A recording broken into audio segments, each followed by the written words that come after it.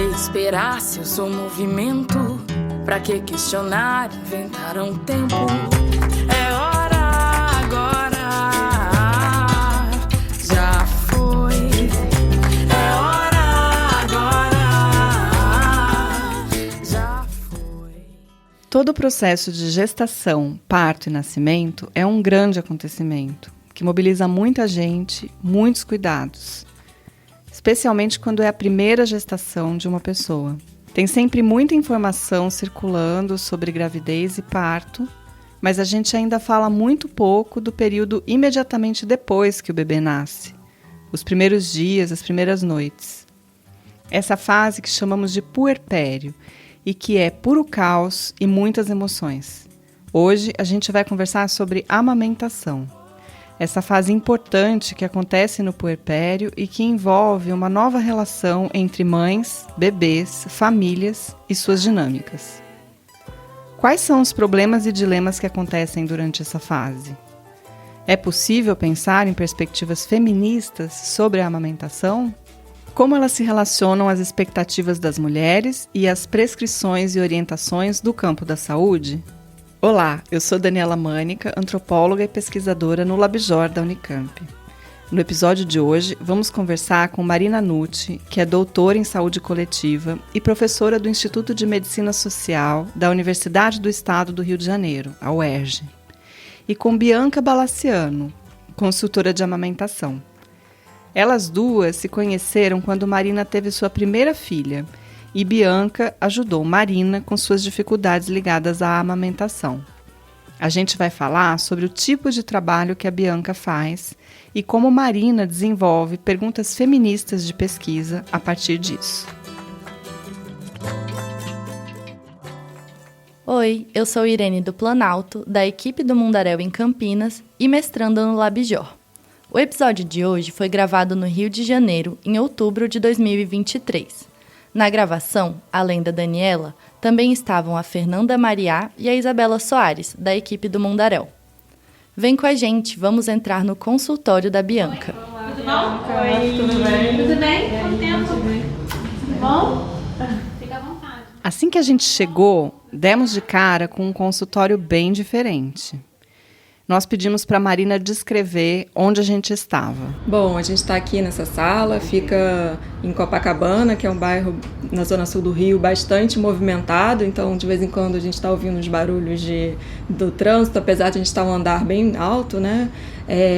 Então a gente está numa sala, é uma sala bem aconchegante, tem uns quadros muito bonitos na parede, por exemplo, tem um quadro ali escrito "Cuide de quem cuida", né?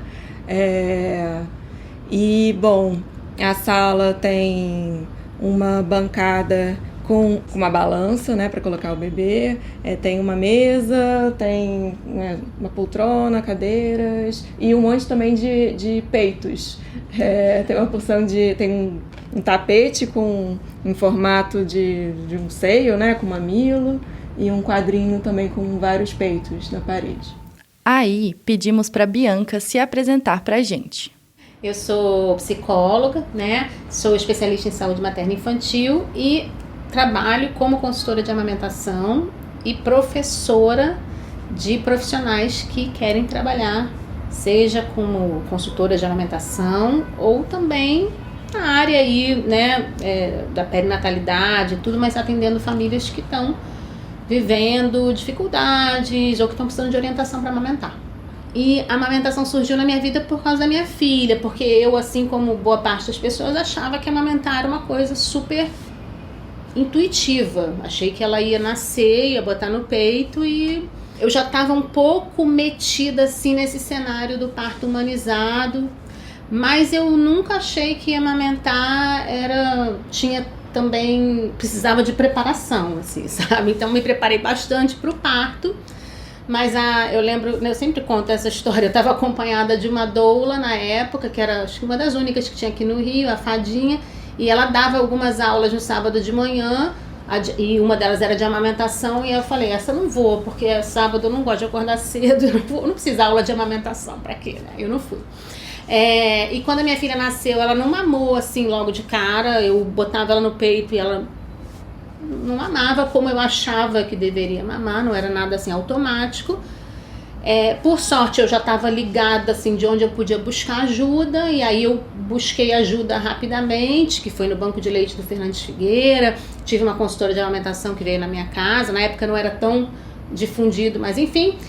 E eu vivi um momento assim que eu acho que foi muito importante ali, que foi gostar muito daquilo. Pedimos para a Bianca contar sobre como foi a sua formação para trabalhar como consultora de amamentação e quais as dificuldades que ela enfrentou nesse processo. Então, é complicado isso, porque a gente não tem...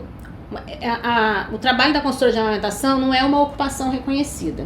Em muitos países, isso não é uma particularidade do Brasil, não. Então, assim, você não tem um currículo único, você não tem um curso, uma faculdade, uma graduação para trabalhar com amamentação, né?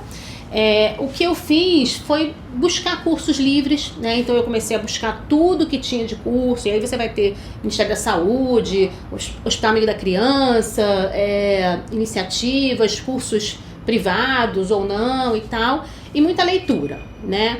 E depois de um tempo, daí começou a minha insatisfação, porque realmente assim, eu via que o que eu estava aprendendo não era o suficiente para ajudar as pessoas que estavam com dificuldade. Eu comecei a buscar recursos fora, né? Então, eu acho que foi um pouco também o momento em que eu me dei conta do que era literatura científica, coisas que na minha graduação, apesar de ter feito, né, uma graduação numa universidade que é considerada assim, excelente, que é o UFRJ e tudo mais, eu tive muito pouco contato, né? Num determinado momento, eu bati na porta também do banco de leite e me foi dada uma oportunidade de passar um ano lá. Então, assim, sou muito grata a essa experiência também. Passei um ano lá acompanhando famílias e acompanhando o trabalho deles. Existe uma certificação internacional, mas ela não ela não habilita você a praticar. Ela é uma chancela, assim, né? Você pode buscar essa certificação se você tiver alguns pré-requisitos, e dentre eles, horas de atuação também. Então, assim, essa é a certificação que a gente tem, assim, mais conhecida, mais aceita mundialmente, tudo.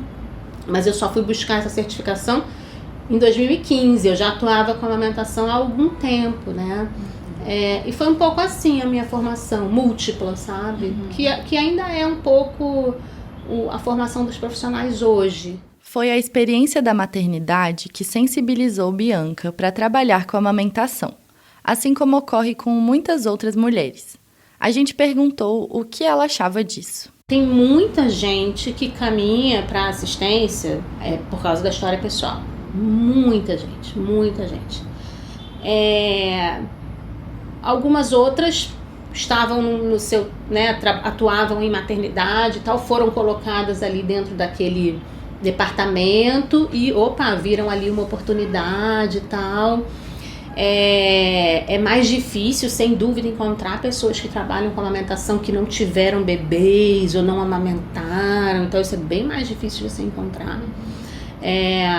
Mas eu diria que as pessoas que acabam, né, enveredando por esse caminho quase sempre tem uma coisa muito pessoal, assim, muito, né, da própria história. Como na minha formação, eu vejo isso muito.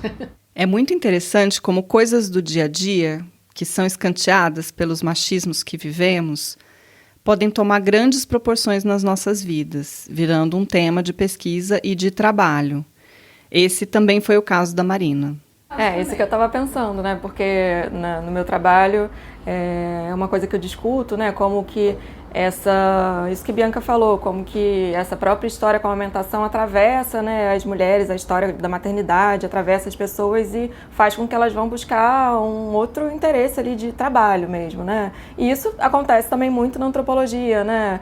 Tem o meu caso, mas também conheço alguns casos, né, de colegas que depois que viraram mães, tiveram seus filhos, começaram a um pouco reordenar ali os interesses de pesquisa para esses assuntos, né? O que não quer dizer que você precise ter filho para estudar esses assuntos, né? Mas assim, a minha sensação é que tinha uma porção de questão ali que estava gritando para mim, né? Que parecia que ninguém meio que estava prestando atenção nelas, né? Então, algumas coisas ficam tão evidentes que, sim, parece que o caminho mais natural ali a gente acabar olhando para aquilo, né? Já que a gente está tão imersa na maternidade e tudo. A gente ficou curiosa sobre como é, de fato, o trabalho de consultoria que a Bianca oferece. Então, pedimos para ela contar sobre esses atendimentos.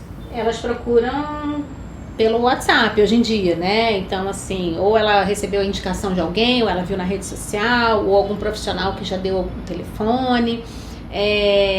Hoje eu só faço atendimento aqui no consultório, mas por muitos anos, como foi na época lá da Marina, eu atendia na casa das pessoas, né? Então todo atendimento vai ter algumas avaliações, ou a fase de colher dados, de fazer orientação, de dizer para a pessoa depois as recomendações e tal, que vão se repetir. Agora, boa parte da consulta é escuta mesmo, assim. Então preciso dedicar um tempo muito, né, bom, de qualidade e tal, para entender o que está acontecendo. A consulta, ela geralmente dura 1h30. Quando ela era feita na casa das pessoas, ela costumava demorar um pouco mais. Aí a maior parte realmente são as pessoas que tiveram um bebê e estão passando por dificuldade, algum problema para amamentar, né? Ou a qualquer momento, vou voltar a trabalhar, vou sair, tudo mais, e até a fase do desmame também, que é o final, né? Então, quero parar de amamentar, estou com dificuldades. Nós perguntamos então para a Bianca quais as principais dificuldades que as mulheres trazem para as consultorias. No pós-parto imediato, a gente tem 2 dificuldades que são as campeãs, tá? A primeira é a questão de achar ou realmente não estar produzindo leite suficiente, tá? Eu acabo sendo muito procurada para isso também, então talvez eu também tenha uma visão um pouquinho contaminada, mas os estudos me dizem que não, que realmente isso mundialmente é uma das queixas mais relatadas, justificadas, porque eu trabalho muito com pessoas redução de mama, baixa produção e tal. Mas assim, essa sem dúvida eu acho que é uma das campeãs, né? Acho que meu filho não está mamando o suficiente, ou não estou produzindo leite suficiente. E a outra é dor para amamentar, machucados, fissuras, sangramentos, são super comuns. Trazem as pessoas para o atendimento também, porque é um cenário em que a pessoa se vê assim, impossibilitada realmente de amamentar, né? Ela não consegue a próxima mamada, assim. Então, esses são os cenários campeões aí de audiência, mas tem muitos outros também, bebês que não conseguem mamar, ou, né, passou por internação, muitas outras queixas que a gente recebe, né? Hoje tem também um outro cenário que é muito, assim, angustiante, que é a coisa da língua presa, sabe? Assim, então também chega muito isso, sabe? Que não é uma realidade também só do Brasil, de novo, porque acho que hoje a gente vive esse momento, né? Tudo é meio global. As coisas podem chegar em tempos diferentes, mas elas vão caminhando junto, sabe? Já foi, vem, vamos brincar de amanhecer e o amanhã vai se estabelecer. É hora agora, já foi. É hora agora, já foi. Na sala da Bianca, um dos quadrinhos dizia assim: a vida é curta demais para a gente perder tempo tentando ser uma mãe que não existe.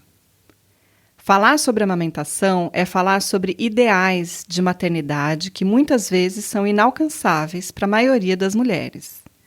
Isso, portanto, faz da amamentação um tema de pesquisa feminista.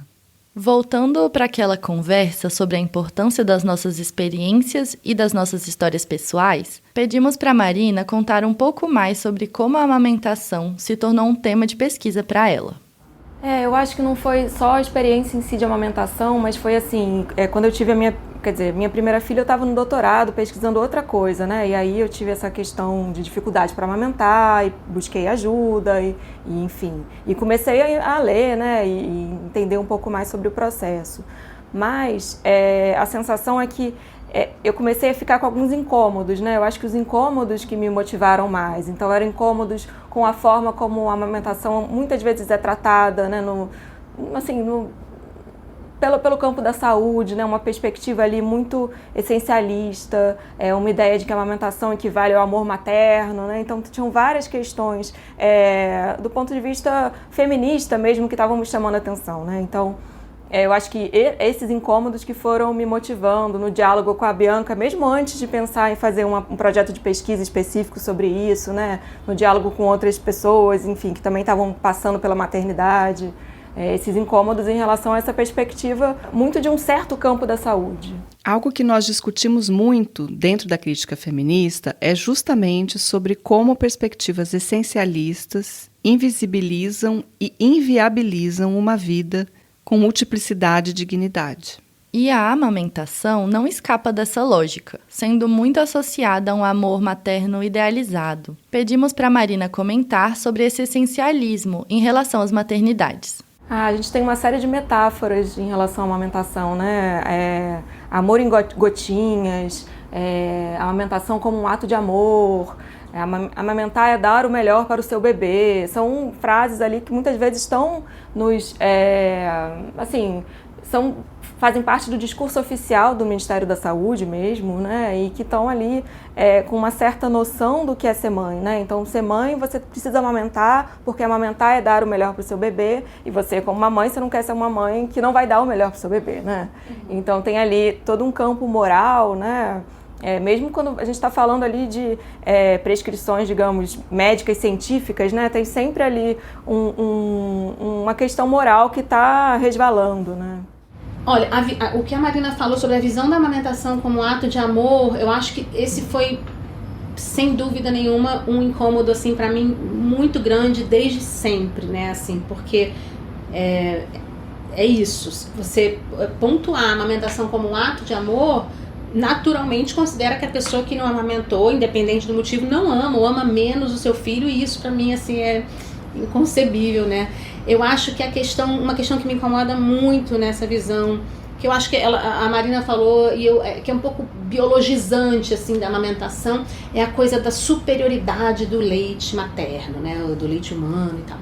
Que é entender que, assim, que o motivo primordial pelo qual as pessoas devem ser incentivadas a amamentar é porque não há nada igual a este leite, né? Assim, então, colocar o leite num pedestal que faz com que ele seja a coisa mais importante do processo me irrita profundamente, assim, sabe? Porque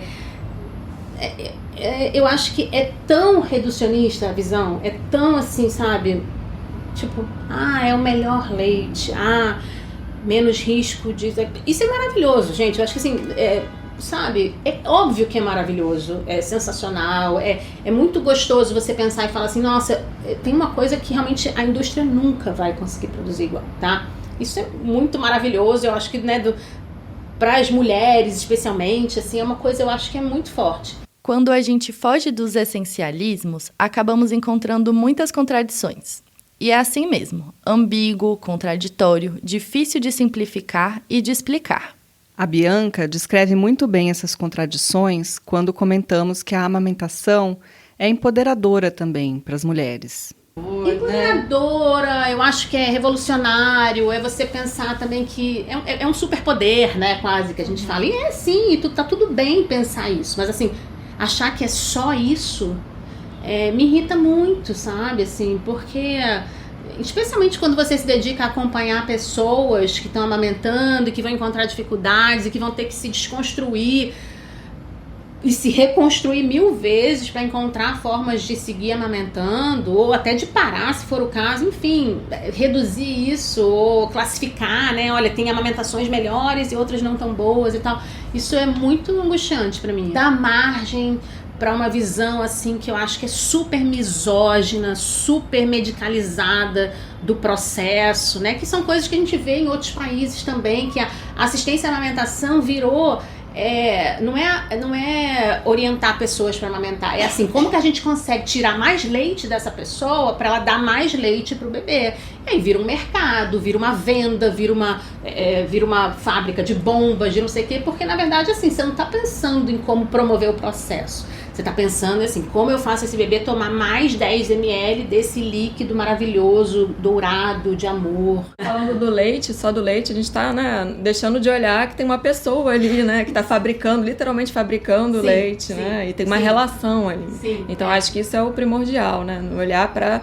essa relação e para o contexto, né, não existe o leite isolado. Eu acho que a gente realmente perde grandes oportunidades, assim, quando a gente coloca o leite nesse lugar, assim, de a coisa mais importante da amamentação, né? Eu acho que vem também de uma visão muito paternalista, né, da gestante, da mãe, da pessoa que amamenta, que é assim, não pode falar da dificuldade, não conta pra ela que a fórmula é isso, porque senão ela vai desistir, porque senão ela não vai querer.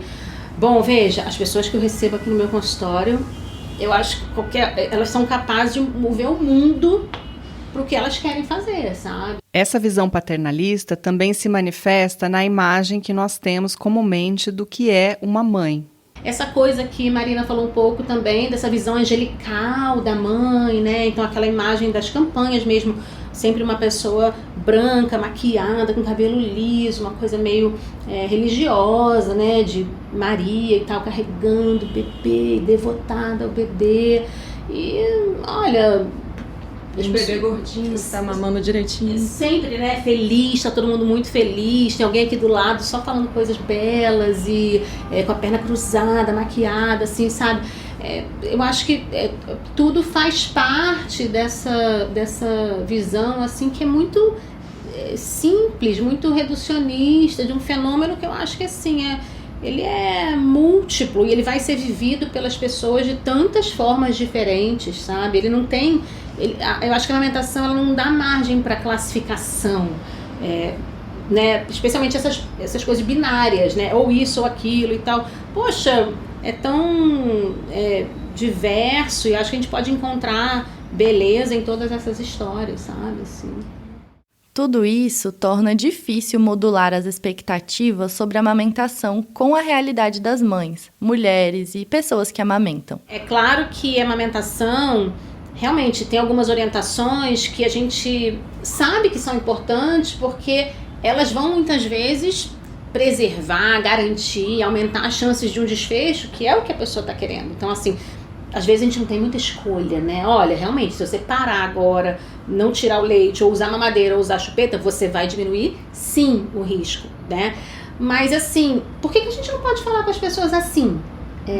Por que a gente não pode mostrar para as pessoas, olha, não é uma proibição isso, né? Ou não existe só uma maneira, mas essa maneira a gente acaba orientando mais ou favorecendo e tal, porque ela pode melhorar as suas chances de ter aquele desfecho que você me disse que você quer, né? Mas eu, como profissional, eu parto do princípio que, assim, eu tô lidando com uma pessoa adulta, sabe? Assim, que tá, né, ali... como alguém que é capaz de tomar as suas decisões. Eu ouvi muito isso na minha formação, né? Ela não quer tanto assim amamentar. Ela queria querer amamentar, mas quando você vai ver, de noite ela tá dando uma chupeta e tal. E eu pensava assim, cara, a gente tá falando de pessoas, né? Assim, sabe? A gente tá falando de mulheres que tiveram um bebê, que estão à margem, que não tem, né... política pública que dê conta, que não tem apoio, que não tem ninguém, e a gente está dizendo que ela não quer. Será que é isso, sabe? Assim, será que realmente é querer e tal? E, né? Ou aquela coisa, toda mulher produz leite suficiente, né? Todo mundo pode amamentar. E outros dogmas, né? Que a gente vai aprendendo e a prática vai mostrando para você que, assim, cara... não é isso que está acontecendo, não é isso que eu estou vendo aqui no meu atendimento, não é isso que eu estou vivenciando. Essa pessoa, ela está, assim, vivendo desafios inúmeros. A multiplicidade de situações que Bianca vive nos seus atendimentos levou ela a enfatizar práticas que possam fortalecer a autonomia de escolha das mães. Mas quanto espaço temos para fazer essas escolhas? Já que a Organização Mundial da Saúde indica que é recomendado a amamentação até os 2 anos de idade. É o ponto crucial, né? A gente está numa linha muito tênue entre o que seria um ideal ali de uma recomendação baseada em pesquisas científicas, o que seria o possível, né? Então, toda essa ideia de escolha informada, ela também está partindo de uma noção que existe indivíduos autônomos que podem fazer decisões, tomar decisões de uma maneira racional, né, que não tem nenhum outro atravessamento, nenhuma outra questão ali, que não é o que a gente vê na realidade, né? Uma escolha informada, informada baseada no quê, né? Em que contexto que a gente está falando que você pode tomar uma escolha, uma decisão racional, informada. Então eu acho que também, para trabalhar com a amamentação, eu acho que a gente vê muito essa linha tênue ali, né? Que é como falar o que precisa ser falado, né? Aquelas recomendações que são recomendações importantes, mas de uma maneira que você que você também dê espaço para essa autonomia, né? E que você dê espaço para as pessoas que estão ali, para os seus contextos de vida.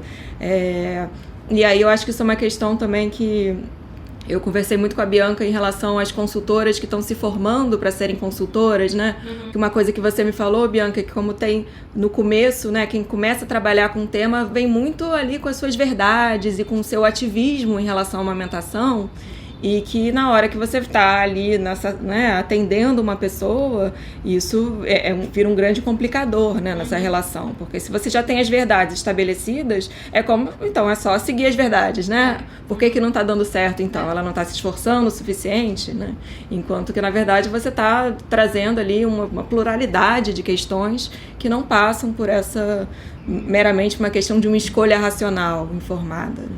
A recomendação da OMS não dá conta, né, do múltiplo de cada humano, né, da cultura, da influência, do impacto disso tudo. Então, assim, ninguém está dizendo que isso não é importante. Eu acho que assim, é muito importante o que a OMS diz e todos os trabalhos e os relatórios. Na semana de amamentação, no mês de amamentação, fala pra caramba. E no resto do ano, ninguém fala de amamentação, entendeu? Assim, então tem que falar mesmo, tem que falar o tempo todo e tal. Mas assim, na hora da assistência, o profissional tem que entender que existe um abismo, né, entre o que está lá no livro e o que está ali naquela pessoa, o que você está vendo ali, o que está rolando, o que está acontecendo. Aquela frase que diz, quando uma pessoa para de amamentar antes do que ela gostaria, né, não é uma falha dela, é uma falha do Estado, é uma falha da sociedade. A sociedade falhou com ela, né? E é verdade, porque assim, é papel da OMS, é papel das organizações preconizar, né? Olha, isso é o padrão ouro, isso vai trazer melhores desfechos, isso vai pavimentar aí coisas que são muito importantes, especialmente nos dias de hoje, mas assim, beleza, cadê os recursos para eu fazer isso, assim, sabe? Porque é muito cruel você colocar na mão da mulher essa responsabilidade, que é aquilo que a gente estava falando, né? E, no entanto, a gente segue reproduzindo isso, as campanhas seguem reproduzindo isso, os dizeres, né? Marina e Bianca trouxeram a imagem da mãe como santa, devotada ao filho, sagrada, uma mãe que é totalmente voltada para a amamentação também, fazendo todos os sacrifícios necessários em momentos que às vezes são absolutamente desesperadores no puerpério. Esse paternalismo infantiliza muito a mulher e muitas vezes desrespeita seus direitos reprodutivos, né? A gente pediu para a Marina comentar um pouco mais sobre essa imagem. Bom, acho que esse paternalismo ele é muito comum ali nos discursos mais hegemônicos do campo da saúde, né? E eles vêm muito também numa ideia de que existe uma coisa que é a ciência, que ela tem umas evidências científicas, né? Então, cabem às pessoas serem informadas dessas evidências para então seguir e fazer o que é melhor baseada nessas evidências, né? Isso é muito comum também, mesmo nos campos mais de ativismo em relação à amamentação, também ao parto humanizado, né? Mas eu acho que essa ideia ali de que existe uma verdade que ela precisa ser seguida por todos, também acaba um pouco... acho que reforçando esse tipo de imagem ali da mulher santa que está fazendo o que é melhor para o seu filho, né? Que está ali se sacrificando, porque ela não deixa margem para outras coisas, não deixa margem para o contexto, não deixa margem para a vida, não deixa margem para aquela pessoa, né? Não deixa margem para os problemas que a gente sabe que aparecem E principalmente se a gente está pensando no Brasil, num país tão desigual, então também tem atravessamento de raça e classe que também que vão dizer respeito a uma mulher amamentar ou não amamentar e como vai amamentar, né? Então essas campanhas ali tão plastificadas, né, que tem uma certa visão, elas estão deixando de fora uma porção de coisas, né? Por exemplo, tem uma pesquisadora que eu gosto muito, que é a Irene Calil, da Fiocruz, e a pesquisa dela, ela olhou para os manuais ali e para todas as recomendações do Ministério da Saúde em relação à amamentação. E aí uma das cartilhas que ela pegou para ler, para analisar, foi a cartilha da mãe trabalhadora. E aí que falava sobre a volta ao trabalho, né? Só essa volta ao trabalho a gente já está pensando quem é a mãe que tinha uma licença maternidade, né? Quem é essa mãe, qual o trabalho que ela exerce.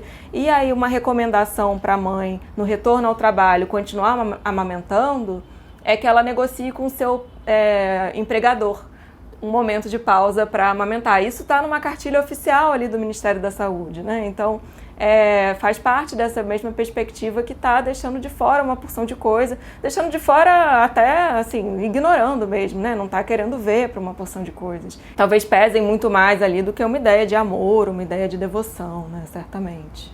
E isso é tão cruel, né, com as pessoas, porque quando você coloca no lugar de garantir a saúde de um bebê, da infância, do futuro do país e tal, você está colocando na mão daquela pessoa que não recebeu nada, né? Tipo assim, nenhum benefício, que foi deixada à margem desde sempre, por gerações, inclusive, né? Como aqui no nosso país, e falar, agora mas é você que vai garantir a saúde do bebê e o futuro do país, né? Você que vai garantir que a gente tenha um país com menos obesidade, diabetes, câncer, lixo, porque agora tem o lixo também, né? Porque tem isso também. Ou você precisa ajudar também, não amamentar é de graça, também é um outro ranço absurdo, né? Olha, o leite materno ele é de graça, ele não custa, ele não tem custo para você, o teu orçamento não vai ser tão prejudicado.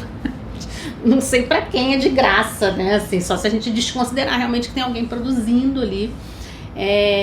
E isso pega muito, né? Porque quando o discurso passa por aí, a saúde é inegociável, né? Assim, não tem questionamento. Então, assim, é pela saúde, é pelo bem-estar, é da criança, o futuro e essa coisa, né, do bebê, o bebê é o futuro, é a promessa, é a esperança. Então, isso é muito cruel com a pessoa.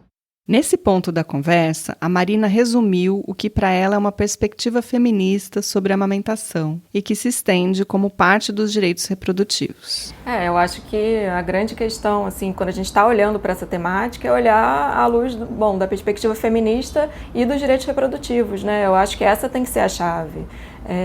E não olhar para a mulher como se fosse um mero veículo ali, um receptáculo, né?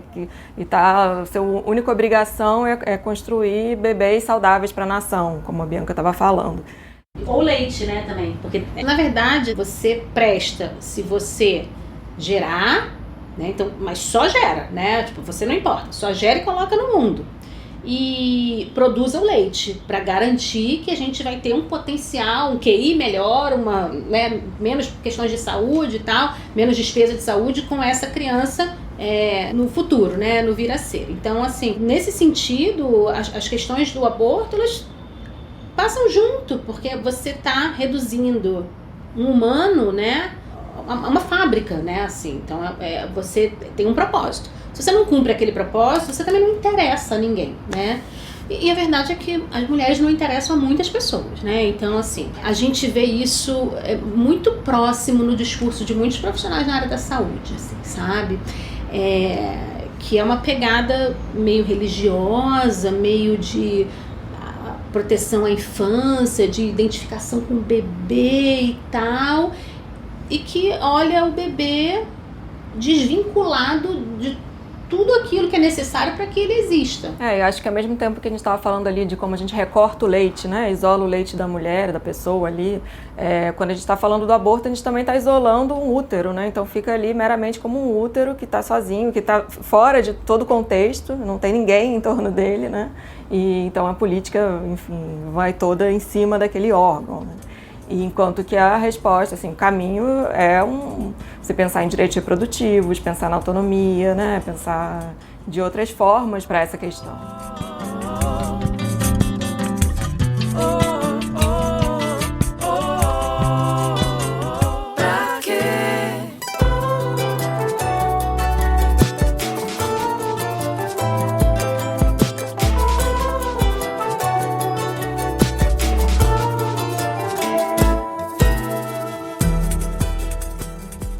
Entre o direito e o dever de amamentar estão os direitos das mulheres e das pessoas que amamentam. Assim como a gestação e o parto, a amamentação é um foco importante de regras e normatividades sobre como mães e bebês devem ser e agir. É uma fase que envolve muito cuidado e atenção. Exige da pessoa que amamenta uma disposição e uma dedicação enormes. Marina e Bianca nos trazem exemplos muito bons de como as expectativas em relação às atitudes das mães, à saúde dos bebês, acaba muitas vezes impondo dificuldades para ambos. A amamentação parece algo simples, mas nem sempre é. Há problemas, há dores e há dificuldades que aparecem. E cuidar delas envolve uma especialidade, uma profissão como a de Bianca. Além disso, coloca também questões para a antropologia feminista, como Marina vem desenvolvendo. Assim como a gente já viu em outros episódios, como o da violência obstétrica, nem sempre os direitos e as necessidades das mulheres são respeitados. Na maioria das vezes, sequer são considerados. Como diz Marina, uma perspectiva feminista sobre a amamentação precisa necessariamente passar pela discussão sobre direitos reprodutivos e sobre justiça reprodutiva. É preciso lembrar que essa mulher que produz o leite é um ser humano, que pensa, sofre e que precisa poder fazer suas escolhas, tomar suas decisões e ser apoiada. A amamentação também é uma pauta feminista. O direito a amamentar, a parar de amamentar e a ser cuidada enquanto cuida. Como dizia lá um dos quadrinhos na parede da Bianca, a vida é curta demais para a gente perder tempo tentando ser uma mãe que não existe. Esse foi o episódio As Mães que Sim Existem, Amamentação e Perspectivas Feministas. Agradecemos muito pela sua audição. Mais informações sobre as participantes do episódio e sobre o projeto do Mundaréu você encontra na nossa página mundaréu.labjor.unicamp.br.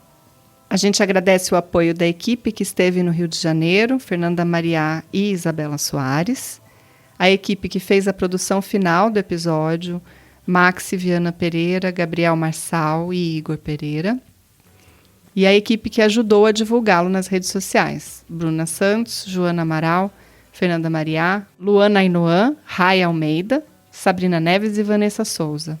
A música dessa temporada segue sendo Já Foi, da cantora Janine Matias. O Mundaréu integra a Rádio Queri Queri, uma rede de podcasts de antropologia e ciências sociais do Brasil e de Portugal. Para conhecer esses outros programas, visite radioqueriqueri.wordpress.com.